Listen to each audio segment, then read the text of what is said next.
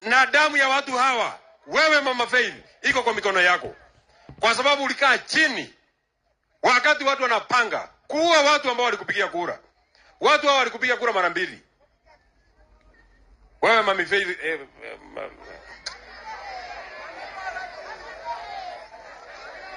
watu hawa ambao wamelala hapa walikupigia kura mara mbili, na njia yako ya kuwalipa ulikaa chini wewe pamoja na mheshimiwa Kwenya, pamoja na mheshimiwa Muchira, pamoja na mheshimiwa ile mbunge huko Ndaragwa, hata sitaki kusema jina yake, mukapanga na mukakaa pale Royal Gardens.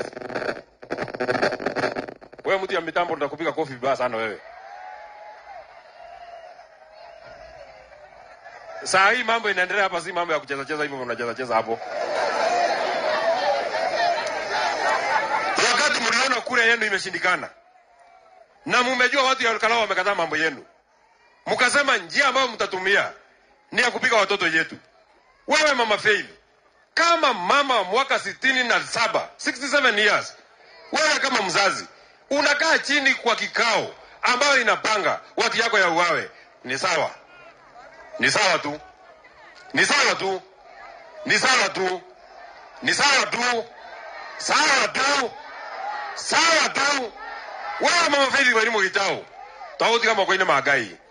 Lakini ambapo utakutana na sisi hatutalipisha kwa kukupiga. Kwa sababu sisi hatutaki, unajua hata mimi nasikia mtu akifikisha miaka 70 anakaribia hiyo safari ya kwenda nyumbani.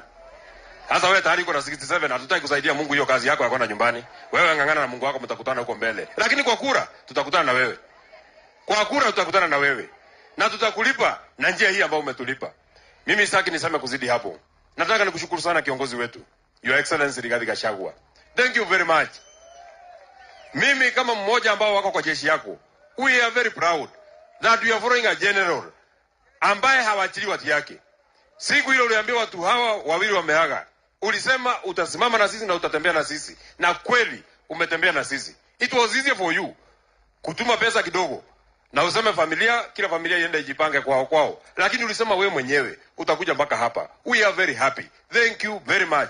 Na sisi tunaomba hata na wale wengine ambao wako hospitali, hatutawaacha nyuma. Tutembee pamoja mpaka tufike mbele. Mimi nimeambia William Ruto, na nilimwambia nikiwa hapa, nikamwambia Thursday